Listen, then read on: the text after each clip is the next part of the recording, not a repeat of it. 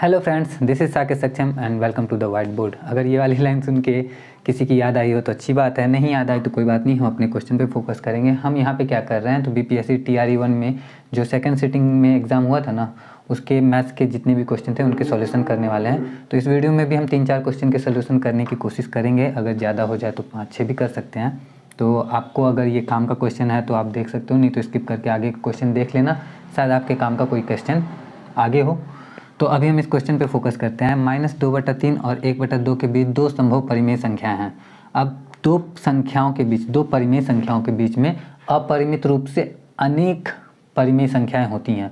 तो जब अनेक परिमेय संख्याएं होती हैं तो उनके बीच में की परिमेय संख्याएं कौन कौन सी हो सकती हैं।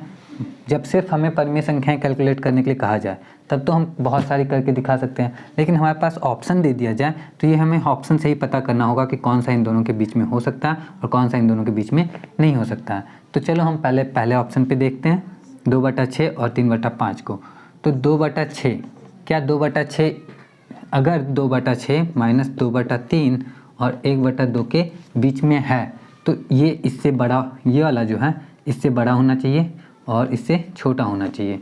तो क्या ये इससे छोटा है? तो पता करने का बहुत आसान तरीका होता है। आप 6 का गुना 1 में करो 6 आता है, 2 का गुना 2 में करो 4 आता है। ये कम आया, ये ज़्यादा आया, इसका मतलब कि ये जो है छोटा है। इस वाले पे भी फोकस कर लेते हैं। 3 का गुना 2 में करेंगे तो 6 आएगा और 6 का गुना 2 में करेंगे -2 में तो -12 आएगा। ये छोटा आया, ये बड़ा है, यानी कि ये 2/6 जो है वो इन दोनों के बीच में तो है। अब 3/5 पे फोकस करते हैं। क्या 3/5 इन दोनों के बीच में है? तो उसी तरीके से हम करेंगे। पहले इसको देख लेते हैं, क्या ये इससे छोटा है? तो 2 तिया 6, 5 एका 5। हमने देखा कि ये वाला जो है 5 आया, इधर 6 आया। इधर अगर कम आता तो ये इसके छोटा होता, लेकिन ये वाला 3/5 जो वो 1/2 से ज़्यादा बड़ा है, यानी कि ये ऑप्शन जो है गलत हो जाएगा हमारा। अब हमें दूसरे ऑप्शन को चेक करना होगा। अगर आपको समझ में आया है पहली राउंड में तो ठीक है, नहीं आया तो ध्यान से समझना कैसे हम चेक करने वाले हैं। सबसे पहले हमने क्या किया, हमें चेक करना है ना कि -2/3 और 1/2 के बीच में, -2/3 और 1/2 के बीच में ये जो संख्या है, ये दोनों परिमेय संख्याएं जो दी हुई हैं, क्या इन दोनों के बीच में आता है? तो हम चेक करेंगे। -2/6 को पहले चेक करते हैं। चेक करने का तरीका मैंने बताया कि इसके हर का इसके अंश में गुना करते हैं, इसके हर का इसके अंश में गुना करते हैं। तो 6 दूनी 12 जो कि माइनस में आएगा, 3 दूनी 6 जो कि माइनस में आएगा। -12 और -6 में बड़ा कौन होता है? तो -6 बड़ा होता है, यानी कि ये इससे बड़ा तो है। चलो, इससे बड़ा है और माइनस में है तो इससे छोटा भी डेफिनेटली होगा। तो हम समझ गए कि -2/6 जो है इन दोनों के बीच में तो है। अब बात करते हैं 2/6 की।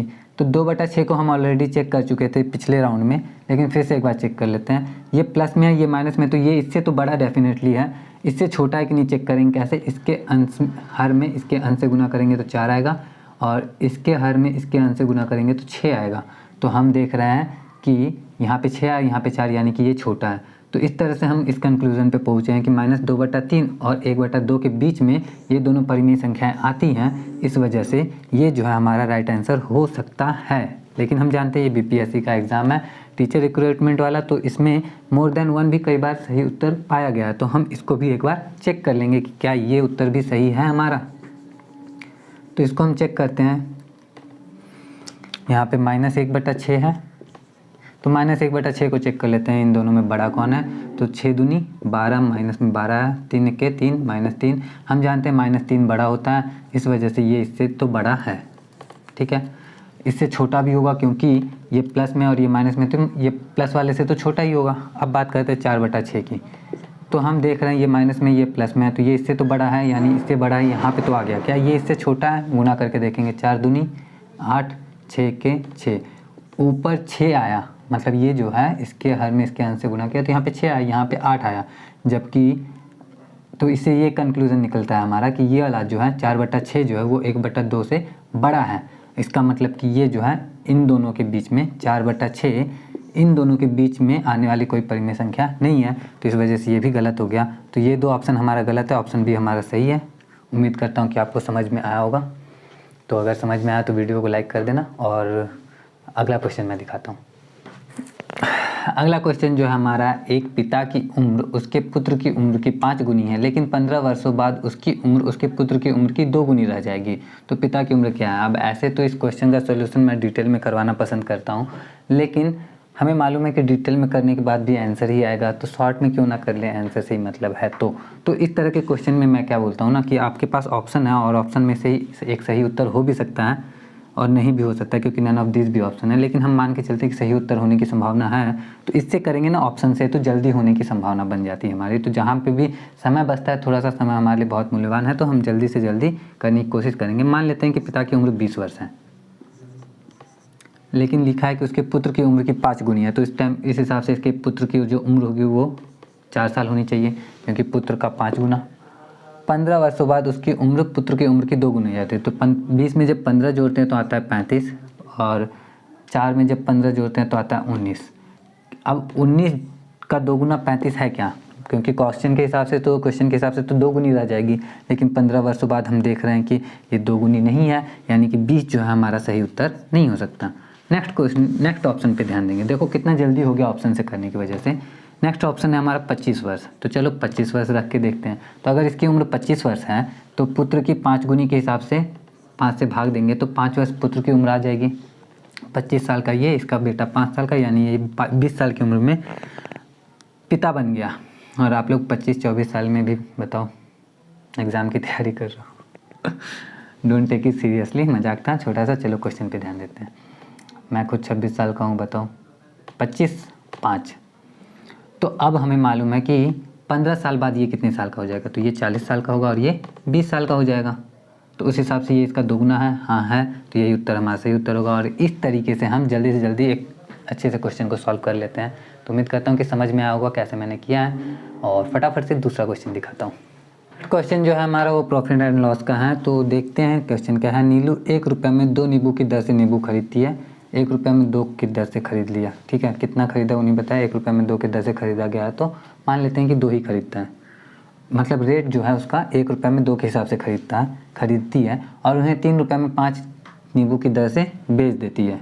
कितना खरीदी कितना बेची वो नहीं बताया गया, बस हमें अब बताना है कि उसका लाभ है।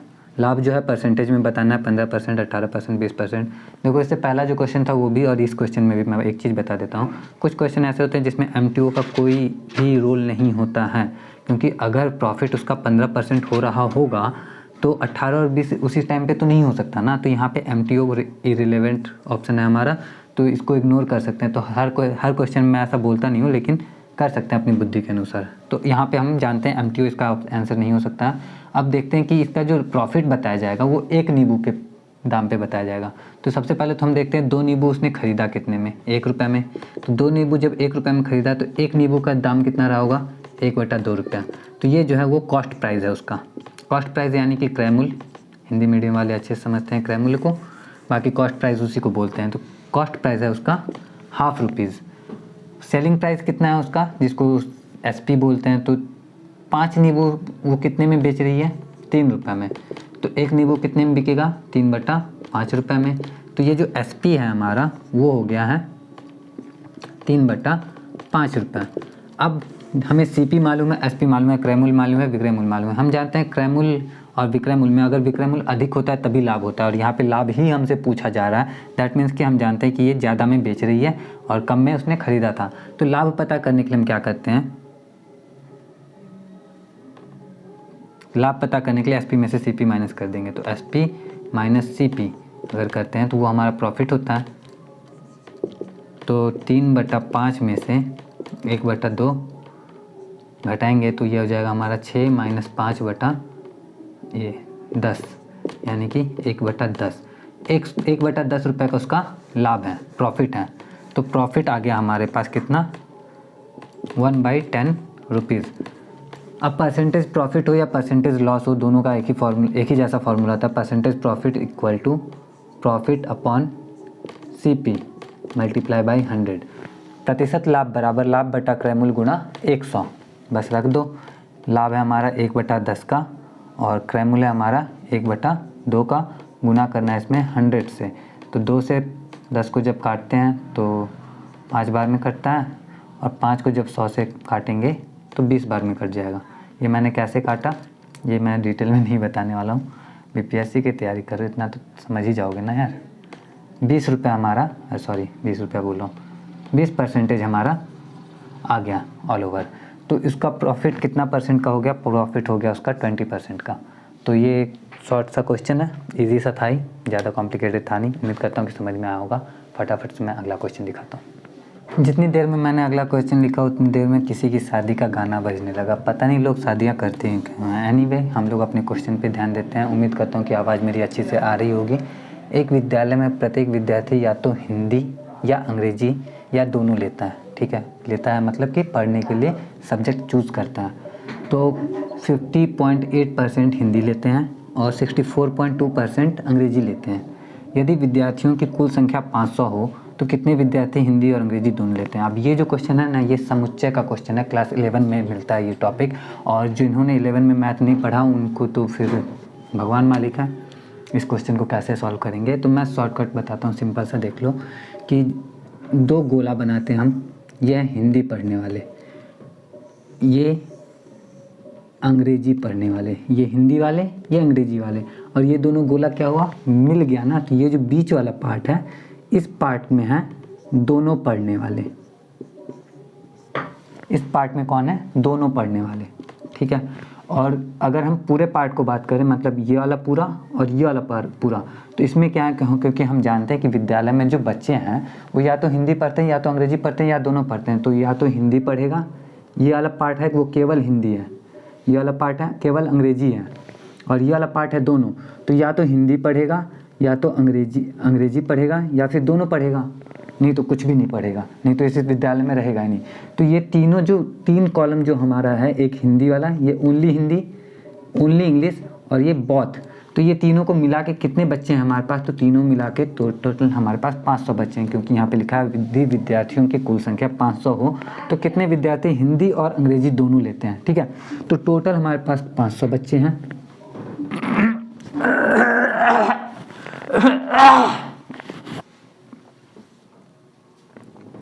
बोलते बोलते मेरा गला जाम हो गया।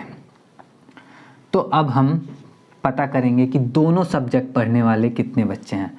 तो हम जानते हैं कि हिंदी पढ़ने वाले, अगर बात की जाए हिंदी पढ़ने वालों की, तो हिंदी, ये केवल हिंदी है ना, हिंदी पढ़ने वाले इसमें भी आ जाते हैं, इसमें भी घुस जाते हैं। तो वो 50.8% हैं। तो किसके 50.8% होंगे? तो 500 के ही होंगे ना, क्योंकि टोटल तो 500 बच्चे हैं। तो हम पहले नंबर ऑफ हिंदी पढ़ने वाले स्टूडेंट, ठीक है, वो पता करेंगे।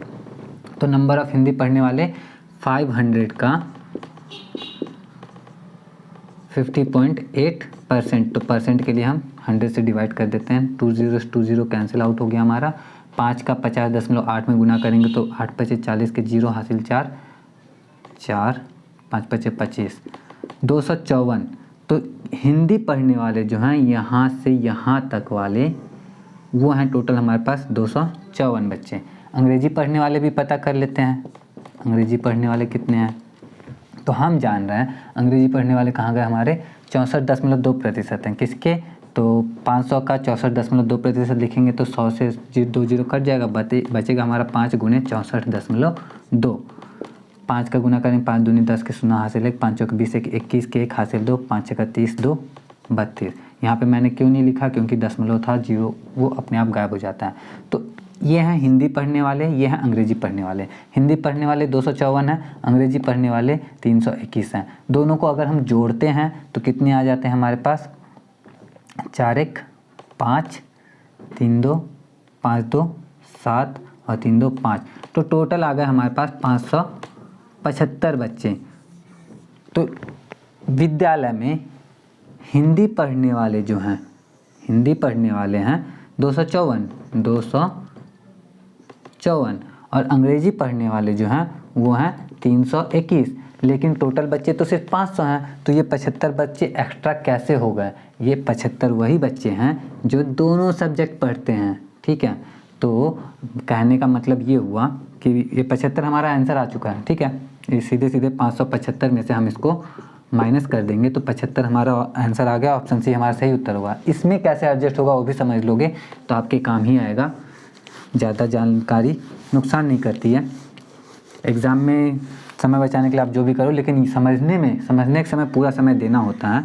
तो ये 2 जो कॉलम बना था हमारा आया था कितना आया था, मैं तो भूल ही गया यार, कैलकुलेट कर लेता हूँ फिर से। 8 × 5 = 40 के 4, 40 के 4, 5 × 5 = 25, 4 × 29। हाँ 8 × 5 = 40 के 0 हासिल 4, 5 × 5 = 25, 254। हिंदी वाले में 254 आया था, तो 254 में से 75 आप माइनस कर लो। 75 क्यों? क्योंकि हमारा आंसर आ चुका है ना, तो समझना है कि इस वाले में 75 बच्चे हैं जो हिंदी और 75 जब माइनस करते हैं, 14 में से 5 गया 9 और 14 में 7 गया 7, 179। इतने सारे बच्चे हैं जो केवल हिंदी पढ़ते हैं और यही 75 इसमें मिल जाते हैं, तो 254 बच्चे हैं जो हिंदी पढ़ते हैं, जिसमें से केवल हिंदी 179 बच्चे पढ़ते हैं और 75 बच्चे अंग्रेजी भी पढ़ते हैं। वही अंग्रेजी की तरफ हमारा कितना आया था उसको भी कैलकुलेट कर लेते हैं। तो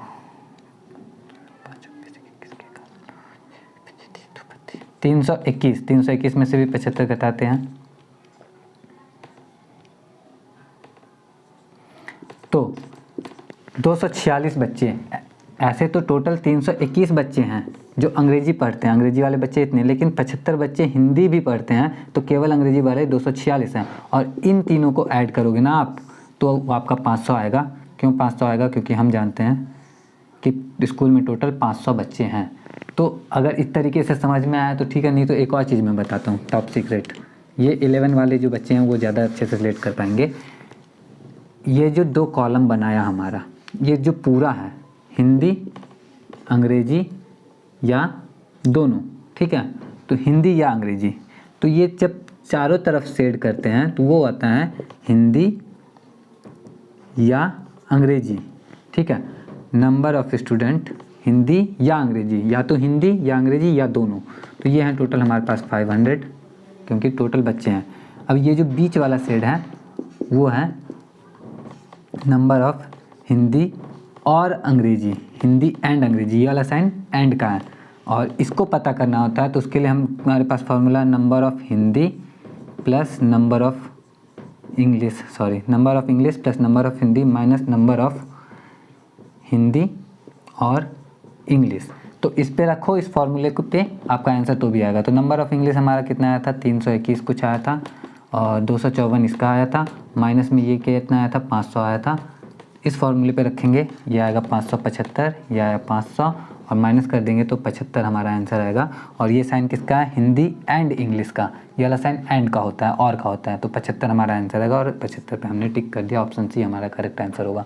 तो उम्मीद करता हूँ कि ये समझ में आएगा। समझ में आया तो वीडियो को लाइक कर देना। आज के वीडियो के लिए इतने ही रखते हैं, और बाकी के क्वेश्चन को हम नेक्स्ट वीडियो में सॉल्व करते हैं। तो नेक्स्ट वीडियो के लिए अपडेटेड रहने के लिए आप चैनल को सब्सक्राइब भी कर सकते हो। मैं मिलता हूँ आप लोगों से नेक्स्ट वीडियो में ही। जय हिंद।